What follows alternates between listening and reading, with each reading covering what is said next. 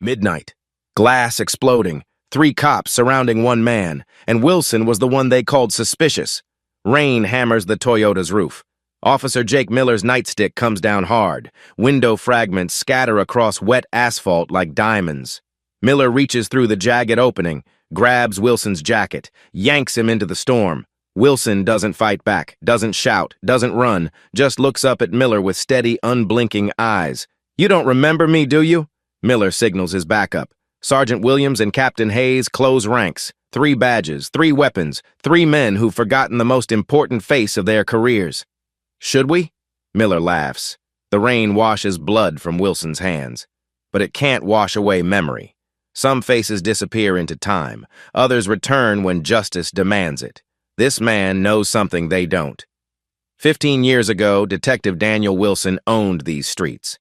Badge number 347, 23 years on the force. Millbrook's finest. He trained the rookies, solved the cold cases, saved lives that others wrote off. Wilson knew every corner, every dealer, every family that needed protection. The community trusted him. Officers respected him. Criminals feared him.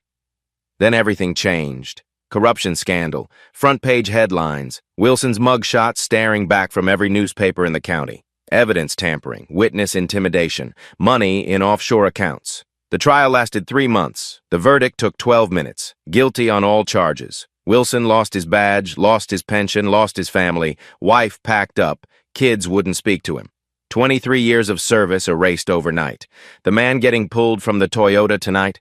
That's Daniel Wilson. But Jake Miller doesn't recognize him. None of them do. 10 years in exile changes a man. Breaks him down, rebuilds him differently. Wilson's hair grayed, weight dropped, scars accumulated. The hero they once knew disappeared into someone else entirely. The officers who worked under him forgot his face. The community that loved him turned away. The department that built him up tore him down completely. But Danny Wilson isn't done with Millbrook PD. Tonight, he's back. Not for revenge, not for redemption, for justice. The kind that takes patience. The kind that requires perfect timing. The kind that waits for exactly the right moment to surface. And Millbrook PD has no idea what's coming. Because sometimes justice wears a badge. Sometimes it doesn't. Sometimes it wears the face of a man they tried to destroy. This man knows something they don't. Miller drags Wilson to his feet. Glass crunches under their boots. 2 more squad cars arrive, lights flashing, no sirens. Sergeant Williams steps out. Captain Hayes follows. 3 officers, 1 target. "What's the situation?" Williams asks. "Suspicious behavior," Miller reports. "Vehicle stopped in a residential area. Subject acting nervous." Wilson stands between them, hands at his sides. No resistance, no fear. "Acting nervous?" Wilson's voice is steady, measured. "I was sitting in my car." "In a neighborhood that's seen multiple break-ins," Hayes adds. "At midnight, in the rain." Wilson nods slowly. "Fourth Amendment protects that. Terry versus Ohio, 1968. Reasonable, articulable suspicion requires more than location and time." The officers exchange glances. "How does this guy know case law?" "You a lawyer?" Williams asks. "No." Wilson studies each face. "But I know police procedure, search and seizure, Miranda rights, chain of custody." Miller shifts uncomfortably. "You seem to know a lot about police work. Experience teaches hard lessons." Wilson's eyes lock on Hayes. "Captain, how's your daughter doing? Started college this fall, right? State University?" Hayes freezes. "How do you know about my daughter?" "People talk. Small town. Word travels. But it's more than that. Wilson knows details, personal details, the kind only family or close friends would know." "Miller," Wilson continues, "your father would be disappointed in how this is going." Miller's hand moves to his weapon. "Don't talk about my father." Tom Miller, 32 years on the force, retired as lieutenant. Always said the badge represents something bigger than the man wearing it. How does this stranger know his father's service record, his rank, his philosophy? Wilson turns to Williams. "Sergeant, your mother still volunteer at St. Mary S. Soup Kitchen every Thursday?" Williams steps back. "What the hell is this?" "I'm just making conversation. Officer safety, right? De-escalation techniques. Establish rapport with the subject. These aren't lucky guesses. Wilson knows their families, their histories, their secrets." "Let's see some ID," Hayes demands. Wilson reaches slowly into his jacket, pulls out a wallet, hands over his driver's license. Hayes studies it under his flashlight. Daniel Wilson, local address. The name doesn't register. They don't connect it to anything. 10 years erases institutional memory. You live around here? Williams asks. I'm back home, after a long time away. Doing what? Consulting work. Private sector, security assessments. It's not technically a lie. Wilson has been consulting, just not the kind they imagine. Miller circles the Toyota, shines his light through the windows. Vehicle's clean, no visible contraband. But Wilson knows what comes next. He's seen this play before. Pop the trunk, Hayes orders. Wilson hands over the keys. No argument, no hesitation. The trunk opens. Clean, nothing illegal. No weapons, no drugs, just a small suitcase and some legal documents. Miller examines the paperwork. What's this? Employment contracts, background checks, standard corporate security stuff. All true, all boring, all useless for building a case. Williams checks the registration, current, legal, properly insured. Hayes runs the plates. Clean record, no warrants, no violations. They're building towards something. Wilson can feel it. The setup, the plant, the manufactured probable cause. Step away from the vehicle, Miller orders. We need to conduct a more thorough search. Wilson complies, moves to the sidewalk, watches them work. Miller's movements are deliberate, practiced. He's done this before. Williams positions himself to block the dashboard camera's view, standard procedure for what's coming next. Hayes plays lookout, watching for witnesses, patrol cars, complications. Wilson memorizes every detail, every violation, every step of their choreographed deception. There's something familiar about those eyes, the way Wilson watches them work, like he's seen this exact scenario before, like he knows how it ends. Miller's hand trembles as Danny speaks his father's name, because somewhere deep in his memory, a connection is trying to form, a recognition that won't quite surface. But it will when the time is right. Wilson waits, patient, calm, ready for what comes next.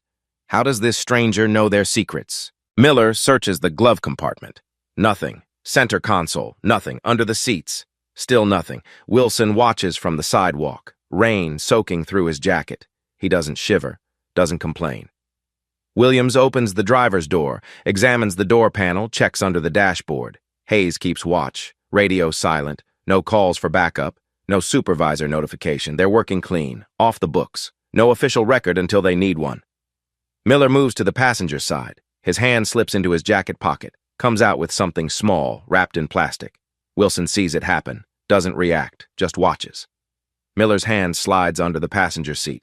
Quick movement. Practiced. Clean. Hold up, Miller calls out. I've got something. He emerges with a small plastic bag, white powder visible inside. Well, Williams says. Cocaine. Personal use quantity. Hayes nods approvingly. That explains the nervous behavior. Wilson doesn't protest. Doesn't act surprised. Just smiles slightly. That's not mine, he says quietly. They all say that, Miller responds. Chain of custody starts now. Time-stamped. Documented. But there's no chain of custody, no witness signatures, no evidence bag numbers, just 3 cops and a convenient discovery. Wilson knows the game. He's watched it played before, from the other side. You're under arrest, Hayes announces. Possession of a controlled substance. The handcuffs click shut, cold metal against Wilson's wrists. He doesn't resist, doesn't struggle. You have the right to remain silent, Williams recites. Anything you say can and will be used against you in a court of law. Wilson knows his rights, better than they know them. He says nothing. The ride to the station is quiet. Wilson sits in the back seat, studies every camera, every intersection, every violation of protocol. No seatbelt secured, no prisoner transport log, no notification to dispatch, sloppy work. The kind that creates problems later. At the station, processing begins. Booking photos, fingerprints, property inventory. Wilson submits to every procedure. Calm, cooperative, patient. The fingerprint scanner beeps, processing, searching databases. Wilson watches the screen, knows what's coming, what the system will find. Interesting, the booking officer mutters. Wilson's prints are already in the system. Old entries, previous arrests, previous employment. But the booking officer is new, young, doesn't recognize the significance. Previous record? Williams asks. Something from years back, before my time. The details scroll by. Arrest dates, case numbers, employment history, none of it registers. Institutional memory doesn't extend that far back. Wilson is processed like any other suspect. Mugshot taken. Property secured. Cell assigned. The evidence bag sits on a desk. No chain of custody. No witness signatures. No proper documentation. Someone's about to get a very big surprise because those fingerprints will trigger alerts, background checks, supervisor notifications. And when they do, everything changes. The evidence bag has no chain of custody. Danny's fingerprints are already in the system. The cell door closes. Wilson sits on the narrow bench. Waits. 10 years of waiting. 10 years of planning. 10 years of building toward this moment. Everything is proceeding exactly as expected. Detective Sarah Davis works the night shift. Third-generation cop, badge number 891. 12 years on the force. Her computer chimes. New arrest processing, standard notification. Daniel Wilson, possession charges, booked 20 minutes ago. Sarah clicks through the file. Routine paperwork, nothing unusual. Then the fingerprint match loads. Her screen freezes. System searching, cross-referencing databases. The match comes back. Daniel Wilson, former detective, badge number 347. Sarah's breath catches. She knows that number, that name. Her father used to talk about Danny Wilson, called him the best detective Millbrook ever had, until everything went wrong. Sarah was 22 when the scandal broke, fresh out of the academy. Her father was a 10-year veteran then, Officer Michael Davis, shot and killed during a routine traffic stop 3 months after Wilson's conviction. The case never solved. No witnesses, no leads, no justice. Sarah scrolls through Wilson's file. Service record, commendations, awards, then the corruption charges, the trial, the conviction. Something doesn't fit. Sarah's father never believed Wilson was guilty.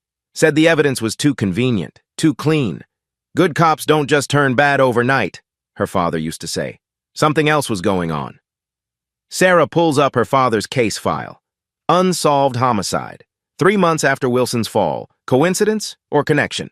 She cross-references the dates. Wilson's last active investigation, her father's death. The timeline overlaps. Wilson was investigating a corruption ring, internal affairs, high-level cover-ups. Her father was working patrol, low-level beat cop. No apparent connection. But Sarah remembers something. A conversation overheard.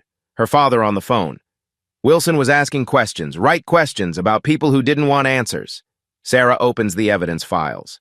Wilson's last investigation, Operation Clean Sweep. The file is marked Active Investigation, Do Not Close, but it was closed, abruptly. After Wilson's arrest, Sarah's computer screen flickers. System access warning. Some files require supervisor approval. She bypasses the warning, uses her detective credentials, accesses the restricted data.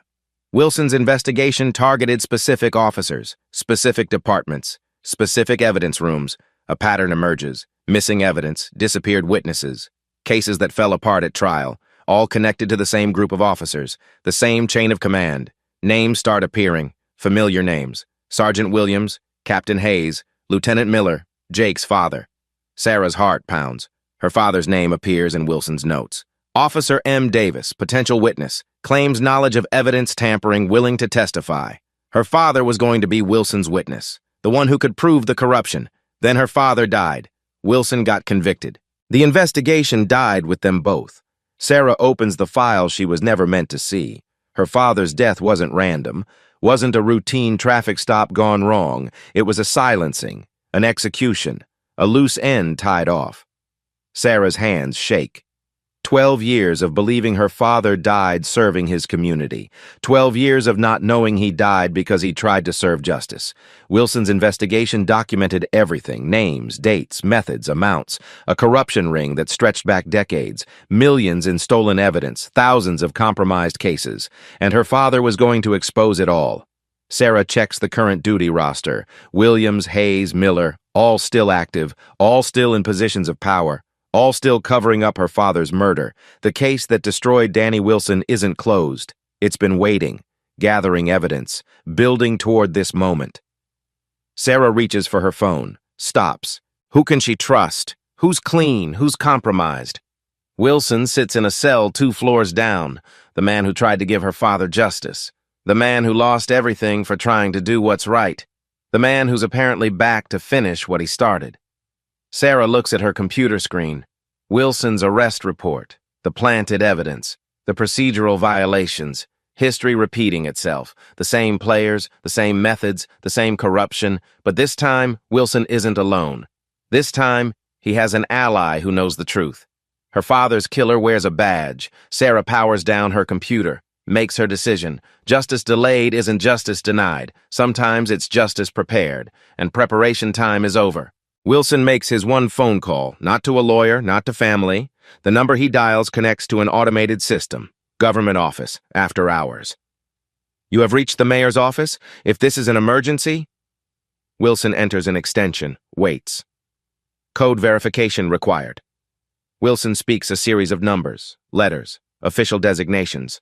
The line clicks, transfers, connects. A voice answers, professional, expecting the call. Confirmation received. Timeline proceeds as scheduled. Monday morning, 8 a.m. Wilson hangs up, says nothing to anyone, returns to his cell. Meanwhile, Sarah receives an anonymous email, encrypted, untraceable. The subject line, "Your father's case, new evidence." She opens it. Wilson's picture. Current booking photo. Below it, "Everything you've learned is true. Monday changes everything. Be ready." Sarah checks the timestamp, sent 3 minutes after Wilson's phone call. Connection confirmed. Alliance established. She checks her calendar.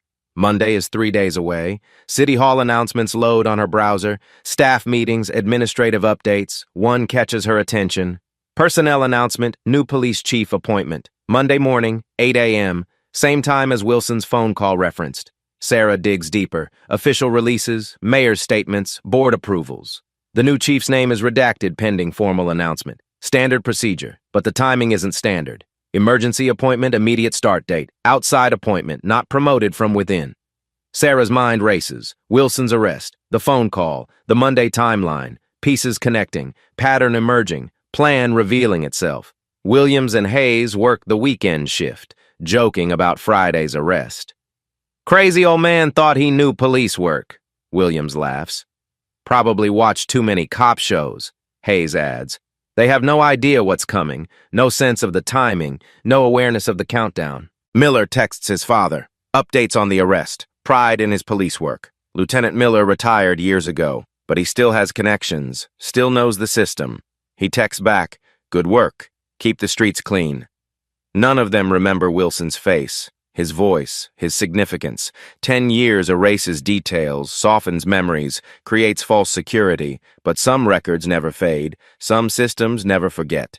Wilson's employment file sits in archives. Badge number 347, service record intact, commendations, awards, performance reviews, and termination documents, conviction records, disgrace documentation, all waiting for Monday morning, when everything becomes relevant again.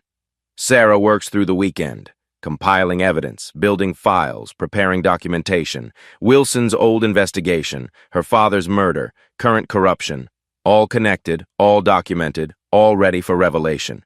The phone call wasn't to a lawyer. Sarah checks the calendar. Monday is 3 days away. Danny's evidence request isn't random. Sunday night, 7 p.m., 25 hours until the announcement. Wilson sits in his cell, calm, patient, ready. Sarah sits at her desk, files organized, evidence prepared, allies identified. The countdown continues, hour by hour, minute by minute, until Monday morning changes everything. Bail hearing Saturday morning, public defender appointed, standard procedure. Wilson appears via video link, orange jumpsuit, calm demeanor. Judge Harrison presides, routine docket, minor offenses. State versus Wilson, possession charges. The prosecutor requests high bail, flight risk, out-of-town defendant. Wilson's public defender argues for release. First offense, community ties, but before the judge rules, an interruption. Your Honor, private counsel entering appearance. A woman in an expensive suit approaches the bench, files paperwork. Catherine Morrison, representing Mr. Wilson. Morrison is a name everyone recognizes. High-profile defense attorney. Major cases, serious money. How does a possession defendant afford Catherine Morrison? Bail is set at $50,000, Judge Harrison announces. Morrison doesn't hesitate. Bail will be posted immediately, Your Honor. Cashier's check, pre-prepared, pre-signed. Someone was expecting this hearing, planning for this outcome. Wilson is released within the hour. Outside the courthouse, Morrison walks beside him. No conversation, no instructions. She hands him a car key, points to a black sedan. "Monday morning," she says quietly. "Everything's ready." Wilson drives away. Morrison disappears in a different direction. Sarah watches from across the street, taking photos, documenting connections. Who paid Wilson's bail? Who hired Morrison? Who's orchestrating this operation? The questions multiply. The answers remain hidden. Wilson drives to a hotel outside town, checks in under his own name. No deception, no hiding. Room 247, third floor, view of the police station. He unpacks a single suitcase, clean clothes, personal items, official documents, and something else. A small recording device, voice-activated, digital storage. Wilson places it on the nightstand, presses record. Day 1 complete, assets in position, timeline confirmed. Monday morning proceeds as scheduled. His voice is different now. Professional, authoritative, official, not the voice of a suspect, the voice of someone in command. Sarah drives to the hotel, parks in the lot, waits. 20 minutes later, Wilson emerges. Different clothes, professional appearance, suit and tie, polished shoes, badge holder on his belt, badge holder, not a weapon, a badge. Sarah follows at distance. Wilson drives to the police station, parks in the visitor lot, walks to the main entrance, stops at the memorial wall. Names of officers killed in the line of duty, her father's name among them. Officer Michael Davis, killed March 15th, line of duty death. Wilson stands before the memorial, silent, respectful. Then he speaks, quietly, like a prayer. "I'm sorry it took this long, Mike, but Monday we finish what we started." Sarah's eyes fill with tears. This isn't just about corruption, it's about her father. Wilson returns to the hotel. Sarah approaches the memorial, her father's name, etched in black granite, gold lettering. She's visited this wall hundreds of times, never knowing the truth, never knowing he died as a hero, trying to expose corruption. Wilson knew her father, worked with him, planned to save him, but failed. Lost everything in the attempt. Now he's back, to complete the mission, to honor the fallen. Sarah drives home, calls in sick for Monday, claims family emergency. She needs to be at the station Monday morning, needs to witness what happens, needs to see justice for her father. Wilson spends Sunday preparing, reviewing files, checking equipment, confirming details. His phone rings once, unknown number. "Status report," a voice asks. "Green across the board, Monday morning, 0800 hours. "Understood. Good luck, Chief." Chief, not suspect, not defendant. Chief. Sarah doesn't know who paid Danny's bail. The real investigation starts now. Monday is 60 hours away. Wilson walks the hotel room, pacing, planning, preparing for the most important day of his career. The day justice returns to Millbrook. The day his father's killers face consequences. The day everything changes. Sunday passes quietly. Wilson disappears from public view. Williams and Hayes work their shifts. Normal patrol duties, routine calls, no mention of Friday's arrest, no concern about the suspect, just another drug bust, another conviction in the system. Miller texts his friends, brags about the arrest, posts photos of the damaged vehicle. Cleaned up the streets Friday night, another dealer off the corner. His friends respond with approval. Congratulations, support for good police work. None of them know the truth, the planted evidence, the violated procedures. They see a hero. Wilson sees a criminal in uniform. Sarah stays home, reviews files, organizes evidence, prepares for Monday. Her computer shows Wilson's case status, released on bail, court date pending, standard progression, nothing unusual, nothing to raise alarms. The system processes Wilson like any other defendant. Routine, mechanical, efficient, but some cases aren't routine. Some defendants aren't ordinary. Sunday evening. Wilson returns to public view. Same hotel, same room, but different appearance, professional attire, confident bearing, command presence. The transformation is remarkable. Victim to authority figure, suspect to leader. Sarah drives past the hotel. Wilson stands at his window, looking toward the police station, studying the building, the layout, the approaches, like a general planning a campaign, a chess master positioning pieces. Wilson's phone rings. Final confirmation call. All departments notified, media alerted, staff meeting scheduled. Copy that, thanks for everything, Morrison. Catherine Morrison, the defense attorney. Part of the plan, part of the team. Wilson hangs up, checks his reflection in the mirror. 23 years as a detective, 10 years in exile. Tomorrow, a new beginning. The joke will be on them. Danny Wilson is done hiding. Miller, Williams, and Hayes sleep peacefully. Dreams of successful careers, bright futures. No nightmares about planted evidence, murdered witnesses, corrupted justice. Their confidence will evaporate in 8 hours. Monday morning starts in 8 hours. Wilson sets his alarm. 6 a.m., 2 hours to prepare. 2 hours until he reclaims his badge, his authority, his mission. 2 hours until justice returns to Millbrook.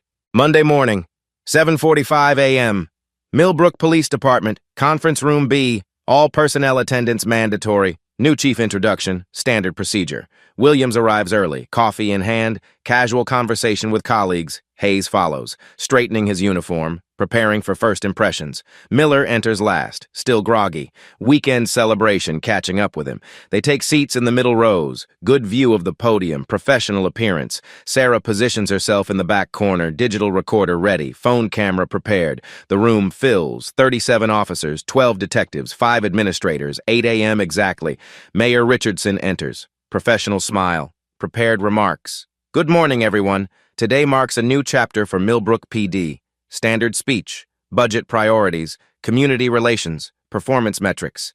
Your new chief comes with extensive experience, impressive credentials, strong recommendations. The officers listen politely. Routine transition. New leadership. Same job. Please welcome Chief Daniel Wilson. The name hangs in the air. Familiar. Forgotten. Impossible. Wilson enters through the side door, full dress uniform, badge gleaming, command presence. The room falls silent, recognition dawning, shock spreading. Williams drops his coffee cup. Ceramic shards scatter across the floor. Hayes grips his chair arms, knuckles white, breathing shallow. Miller stares, mouth open, processing impossibility, reality crashing down. Wilson approaches the podium, calm, confident, in complete control. Good morning. Some of you know me. Others should have. His voice fills the room, clear, authoritative, unmistakable. I'm Daniel Wilson, badge number 347, 23 years service, recently returned from a 10-year consulting assignment. Consulting assignment, not prison, not exile, not disgrace. Wilson's eyes scan the room, landing on specific faces, holding specific gazes. During my absence, I've learned interesting things about this department. He activates a laptop, projects images onto the wall screen. Evidence analysis, pattern recognition, systematic investigation. The first image appears. Friday night, Wilson's arrest. Multiple camera angles. Hidden surveillance footage, independently operated, continuously recording.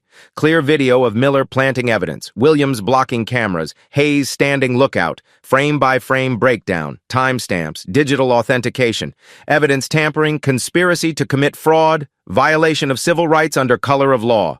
Miller tries to stand. His legs won't support him. Hayes reaches for his radio. Wilson's voice stops him. Don't. You're not going anywhere. The second evidence layer appears. Audio recordings, digital surveillance, voice recognition, pattern analysis, conversations from the arrest scene, planning sessions, coordination calls. Miller's voice.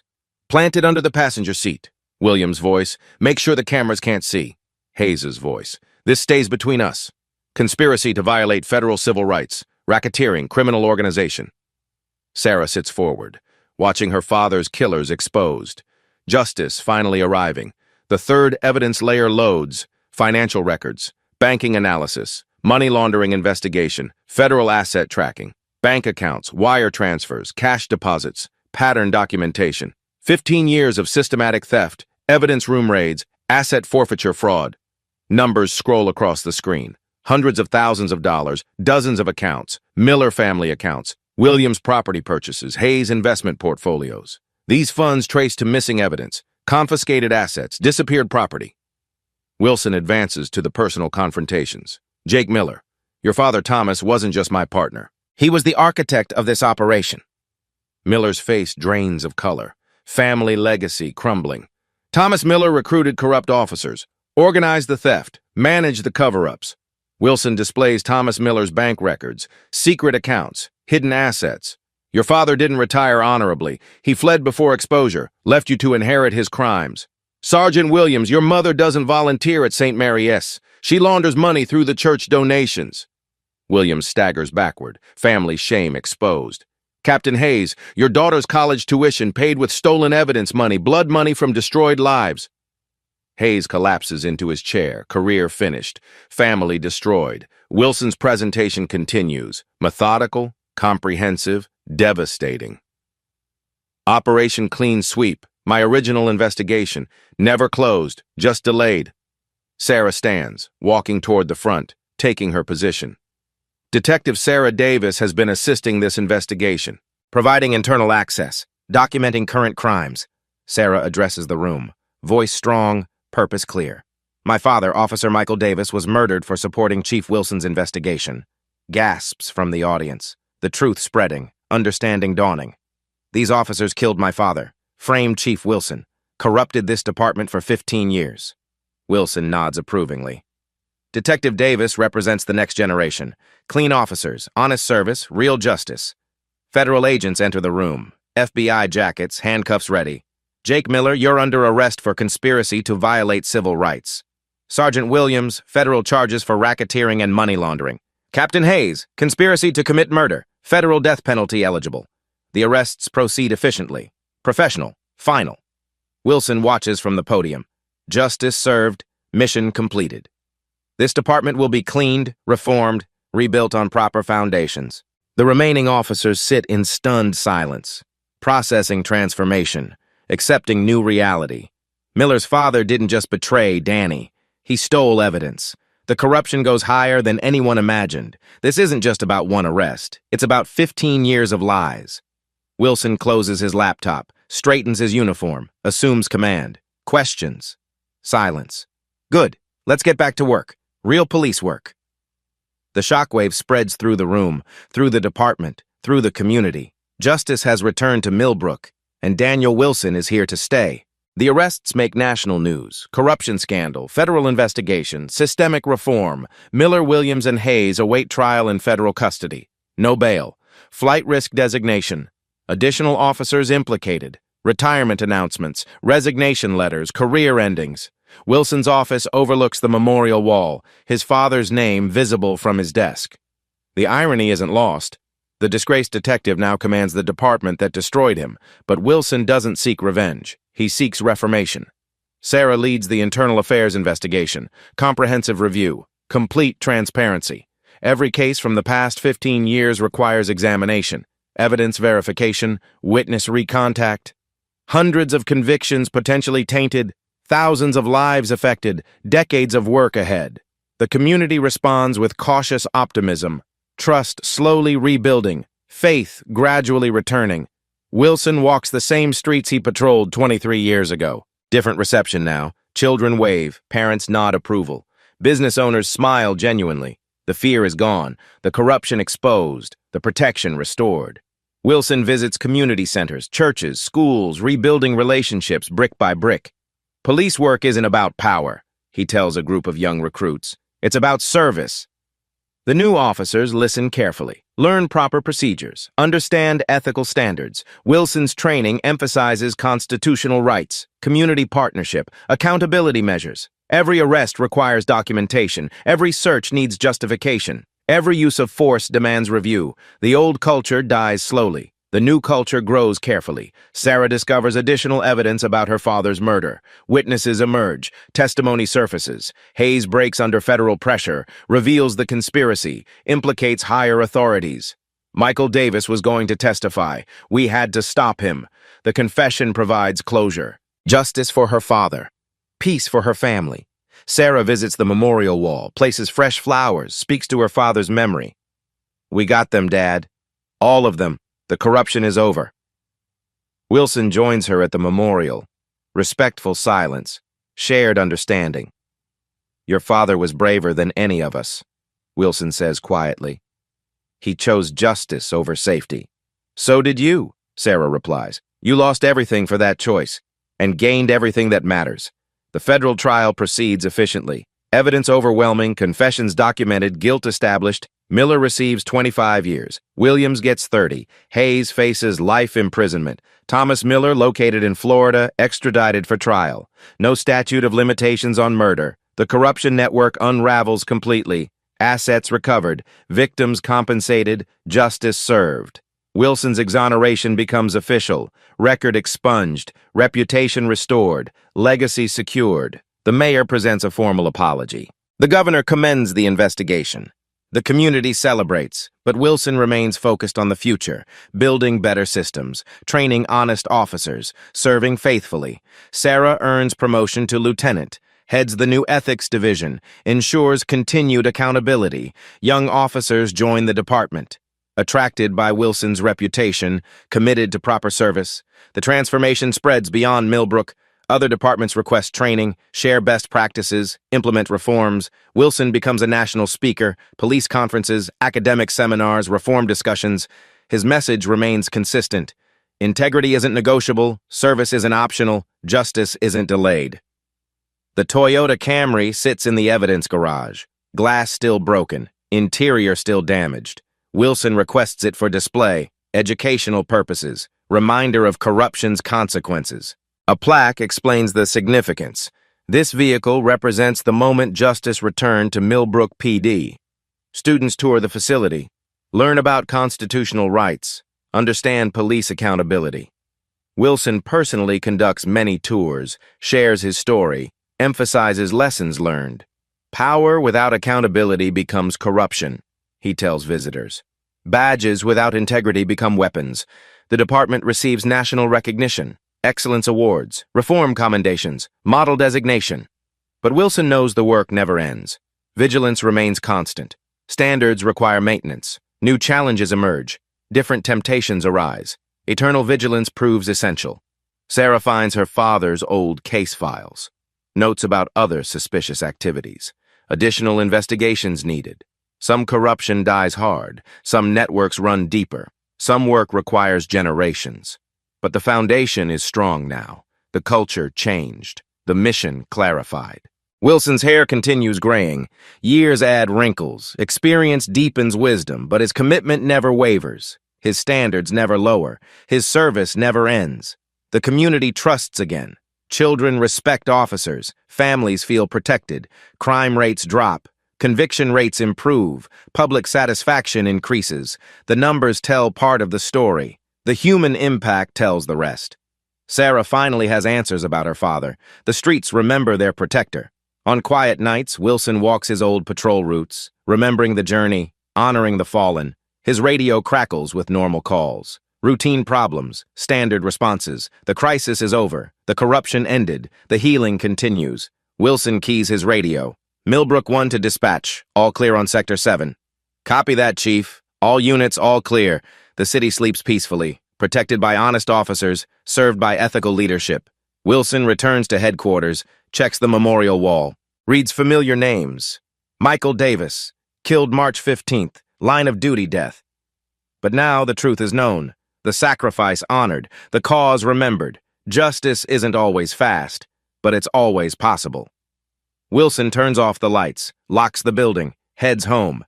Tomorrow brings new challenges. Fresh opportunities, continued service. The badge means something again. The uniform commands respect. The department serves justice. Daniel Wilson kept his promise, finished the mission, honored the fallen, and Millbrook is better for it. Justice delayed became justice delivered. Hope deferred became hope fulfilled. The hero returned. The corruption ended. The community healed. And that's how it should be.